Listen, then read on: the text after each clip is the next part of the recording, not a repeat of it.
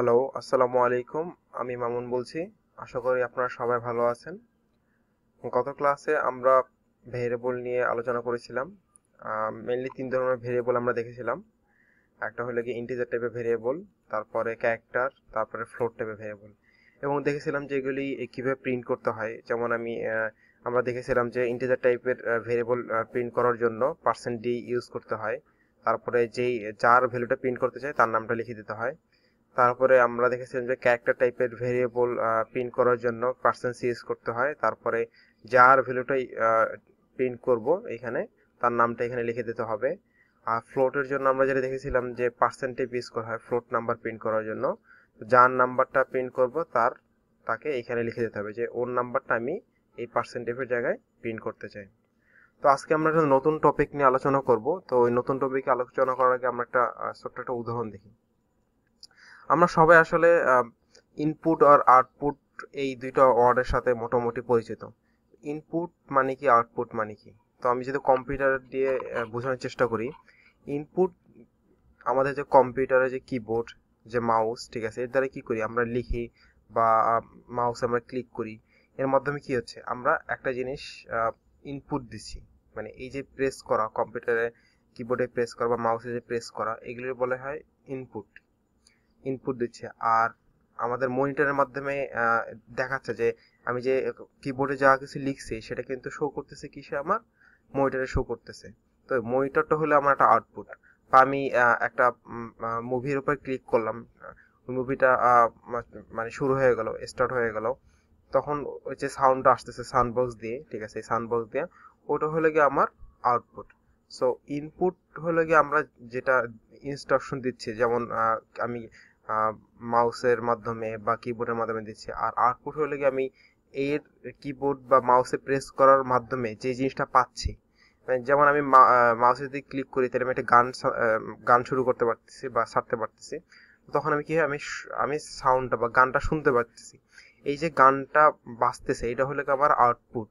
আর input sell হলে যে এই যে মাউস দিয়ে আমি ক্লিক করছি। আবার ধরুন আমি আহ, এই যে কিবোর্ড দিয়ে আমি লিখতেছি, ঠিক আছে, আর লেখাটা দেখাচ্ছে কিসে, লেখাটা দেখাচ্ছে আমার মনিটরে। সো এইটা হলো মেইনলি ইনপুট আর আউটপুট। তো এত মানে এই লাস্ট যে ক্লাসগুলো হয়েছে এগুলিতে আমরা যেটা দেখেছি যে আমরা আমরা সবকিছুই যে মনিটরে দেখতে পাচ্ছিলাম। মনিটরে আমরা জাস্ট সব কোডগুলি লিখে দিয়েছি, কোডগুলি লিখে দিয়েছিলাম, আর আউটপুটগুলি জাস্ট শুধু এভাবে যখন আমরা মানে রান করলাম তখন আউটপুটগুলি শুধু আমাদের মনিটরে দেখাচ্ছিল। কিন্তু এই যে মনিটরে দেখাচ্ছিল, তা আমাদের কিন্তু ইনপুট দেওয়ার কোনো অপশন ছিল না। এই যে এখন যদি আমি কম্পিউটারে প্রেস করি, কোথাও প্রেস করি, সরি, মানে এভাবে কোথাও কিন্তু ইনপুট দেওয়ার কোনো অপশন ছিল না যে আমি চাচ্ছি যে এই 5.05 এটা বাইরে থেকে দেবো বা এটা বাইরে থেকে দেবো, বা বাইরে থেকে দেওয়ার কোনো সিস্টেম ছিল না। তো আজকে আমরা জিনিসটা শিখবো, সেটা হলো যে কিভাবে আমরা এই প্রোগ্রামের ভিতরে একটা ইনপুট দিতে পারি। এখন তো জাস্ট একটা প্রোগ্রাম, এটা একটা স্ট্যাটিক প্রোগ্রাম, ঠিক আছে, যে এরা যা লেখা আছে তাই সেভাবেই কাজ করবে। কিন্তু আজকে আমরা যেটা দেখবো যে কিভাবে আমি এরকম একটা প্রোগ্রাম লিখতে পারি, ঠিক আছে, যার মাধ্যমে আমি যাই লিখবো, ধরেন এটা যখন আসলো, এই যে এই জিনিসটা যে আসতেছে, মানে এই জিনিসটা যখন আসলো, সরি, এই জিনিসটা যখন আসলো, নেম এইখানে, এইখানে এই কালো এই জায়গার ভিতরে আমি কিছু লিখলে সেটার জন্য ইনপুট হিসেবে নেয়, ঠিক আছে, দেন ওইটার জন্য আবার প্রিন্ট করে দেখায়। তো চলুন শুরু করা যাক। তো প্রথমে আমরা যেটা দেখেছিলাম যে ইন্টিজার নাম্বার প্রিন্ট করার জন্য আপনার পার্সেন্ট ইউজ করতে হয়। তারপরে ফ্লোট নাম্বার ইউজ করার জন্য পার্সেন্টেজ ইউজ করতে হয়। ক্যারেক্টার প্রিন্ট করার জন্য আপনার এ ক্যারেক্টার ইউজ করার জন্য আপনার %c ইউজ করতে হয়। তো এখন যদি ইনপুট নিতে হয় আসলে, তাহলে কি করতে হবে?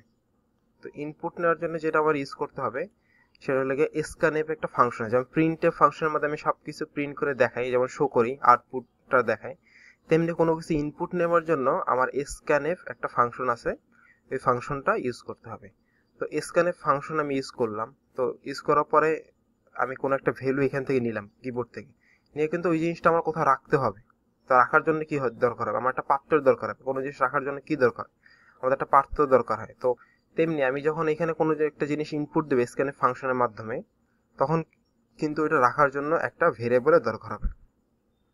সো ভেরিয়েবলটা আগে ফার্স্টে আমার ডিক্লেয়ার করতে হবে। যেমন ধরলাম যে এই 5 ভ্যালুটা আমি ইনপুট নেব, তো এখানে আমি কিছু করলাম না, জাস্ট একটা ভেরিয়েবল ডিক্লেয়ার করলাম। এই ভেরিয়েবলের ভিতরে আমি ইনপুটটা সেভ করে রাখবো। তারপর ফার্স্টে গিয়ে লিখলে scanf, SCAN, scanf। তারপরে এখানে ডাবল কোটেশনের ভিতরে আমি যেটা করব, আমি ফার্স্টে লিখব যে %d, দেন ডাবল কোটেশনের বাইরে আমি একটা কমা দেব, দেন অ্যান্ড সাইনটা দেব।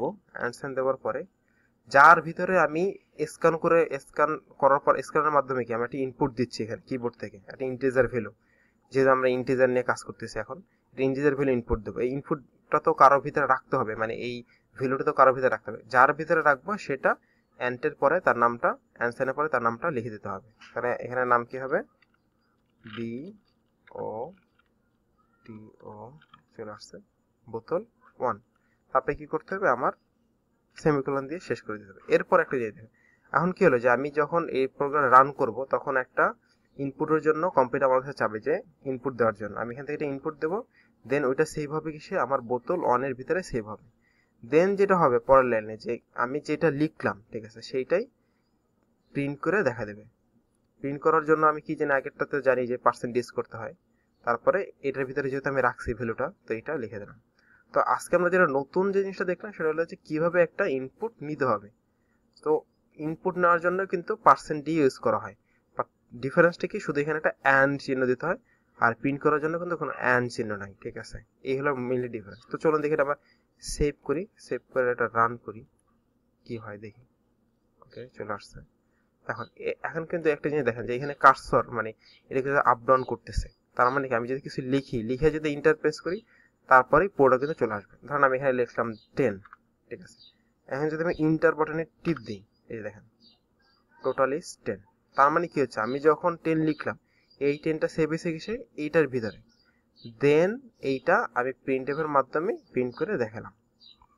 তো এটারে আমরা আর একটু মডিফাই করতে পারি, যেমন এখানে যদি লিখি যে আমি প্রিন্টএফ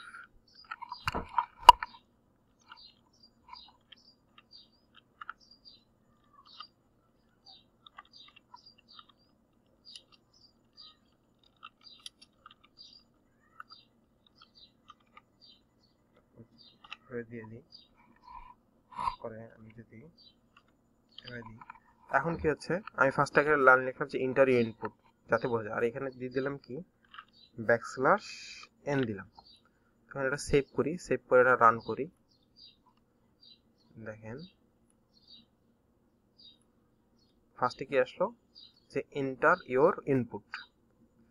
তো এখন আমি যদি যা লিখবো, এই যে ফার্স্টে যে আসছে প্রিন্টএফ এর কাজ হলো শুধু শো করা, মানে আউটপুটটা দেখানো। আর স্ক্যানএফ এর মাধ্যমে এই যে ফার্স্টে প্রিন্ট হয়ে গেল প্রিন্টএফ এর মাধ্যমে ইন্টার ইনপুট, ঠিক আছে। তারপর স্ক্যানএফ এখন কি করতেছে, স্ক্যানএফ এর মাধ্যমে আমি একটা ইনপুট নেব, যেই সংখ্যা নিই আমি 1000 নেই, 1000 নিলাম। তারপর আমি ইন্টার বাটনে প্রেস করলাম, এই যে দেখেন চলে আসলো টোটাল ইজ 100। তো আশা করি বুঝতে পারছেন যে ইন্টিজারের ক্ষেত্রে কিভাবে একটা ইনপুট নিতে হয়। শুধু এই লাইনটা আমার নতুন অ্যাড করতে হয়েছে। তো এখন আমরা দেখি যে তাহলে ক্যারেক্টারের ক্ষেত্রে আমি কিভাবে ইনপুট নেব। একই জিনিস, ক্যারেক্টার রাখার জন্য একটা ভেরিয়েবল লাগবে। আমরা যেটা করলাম যে এই ভেরিয়েবলটাই ডিক্লেয়ার করলাম, দেন এখানে জাস্ট কি করব, স্ক্যানএফটা ইউজ করব। একই জিনিস এখানে %c দেব, তারপরে অ্যান্ড সাইনটা দেব, তারপর ভেরিয়েবলের নাম নেম, তারপরে সেমিকোলন। একই কিন্তু দেখেন এইখানে যেটা করছি একই কিন্তু, জাস্ট অ্যান্ড দিয়ে তারপরে নেমটা অ্যান্ড দিয়ে আমি ভেরিয়েবলের নামটা লিখে দিলাম। তো এখন %c এর মাধ্যমে কি একটা ক্যারেক্টার আমি ইনপুট নেব এই নেমের ভিতরে, দেন এটা আবার এখানে প্রিন্ট হয়ে যাবে। সো এটা যদি আমি সেভ করি, সেভ করে যদি রান করি, তাহলে যেটা দেখা যাবে এখন কিন্তু ইনপুট চাচ্ছে আমার কাছ থেকে। আমি ফার্স্টে শুধু এ লিখলাম, এ লিখে যদি এটা প্রেস করি তাহলে দেখেন নেম ইজ এ। এখন এটা আমি আবার দিই, ঠিক আছে। আমি এখানে যদি এখন লিখি ধরেন এম, প্রেস করি নেম ইজ এম, গেল। তাহলে আসলে আমরা এখন বুঝলাম যে কিভাবে আমি ক্যারেক্টারের ক্ষেত্রে ইনপুট নেব। জাস্ট একই রকম এখানে কিন্তু প্রিন্টএফে যেভাবে করছি %c ইউজ করছি, স্ক্যানএফে %c, এখানে জাস্ট কি হলো অ্যান্ড একটা অ্যাড হয়েছে, কিন্তু স্ক্যানএফ আর প্রিন্টএফের ভিতরে ডিফারেন্সটা কিন্তু এখানে শুধু অ্যান্ড আছে, এখানে কিন্তু কোনো অ্যান্ড নাই। ফ্লোটের ক্ষেত্রে কিভাবে করব? ফ্লোটের ক্ষেত্রে যেটা করছি যে ফ্লোটের ক্ষেত্রেও আমার একটা ভেরিয়েবল দরকার হবে, ভেরিয়েবল ডিক্লেয়ার করলাম। তো আমি এখানে কি করব, স্ক্যানএফ নিব, স্ক্যানএফ নিব, এরপরে এর ভিতরে %f লিখব, কমা দিব, তারপর ভেরিয়েবল নামটা অ্যান্ড চিহ্ন দিয়ে, অ্যান্ড চিহ্ন দেওয়ার পরে ভেরিয়েবল নামটা চলে আসলো। এরপরে এই তো অ্যান্ড চিহ্নের পরে ভেরিয়েবল নামটা, এখন এটা সেভ করে যদি রান করি, আমি যে কোনো টাইপের একটা ফ্লোট বা ভগ্নাংশ নাম্বার, দশমিক নাম্বার যদি লিখি, দেখবেন ওইটাই চলে আসবে। দেখেন 1.0002 চলে আসছে। তো এইটাই হলো গিয়ে, এইভাবে আসলে আমরা ইনপুট অথবা আউটপুট নিতে পারি। সো এখন যদি আমরা একটু দেখি যে আসলে মেইন ডিফারেন্সটা কি, তাহলে এখানে যদি দেখি, ইন্টিজার টাইপের আউটপুট হয় % দিয়ে, যে প্রিন্টের ভিতরে আমি শুধু % লিখবো, তারপরে যারটা প্রিন্ট করবো তার নামটা। আর ইন্টিজার টাইপের কোনোটা ডাটা যদি ইনপুট নিতে চাই, তাহলে স্ক্যানএফ লিখবো, % দেবো, শুধু কি হচ্ছে অ্যান্ড একটা চিহ্ন দিতে হচ্ছে। ফ্লোটের ক্ষেত্রে একই, আউটপুটের জন্য %f আর ইনপুটের জন্য %f ইউজ হবে। ডিফারেন্স হলে এখানে অ্যান্ড স্ক্যানএফ ইউজ করতে হবে ইনপুট নেবার জন্য, আর আউটপুটের জন্য প্রিন্টএফ। ক্যারেক্টারের জন্য সেম, আউটপুটের জন্য প্রিন্টএফ %c ইউজ করতে হবে, আর ইনপুটের জন্য %c, আর এখানে যেটা নতুন হবে স্ক্যানএফের ভিতরে একটা অ্যান্ড সাইন থাকবে। তো আশা করি আপনারা বুঝতে পারছেন যে কিভাবে আসলে ইনপুট নেওয়া যায় একটা প্রোগ্রামের ভিতরে। পরবর্তীতে এই টপিক নিয়ে আমরা আরো আলোচনা করব। সবাইকে আমার সাথে এই পর্যন্ত থাকার জন্য ধন্যবাদ।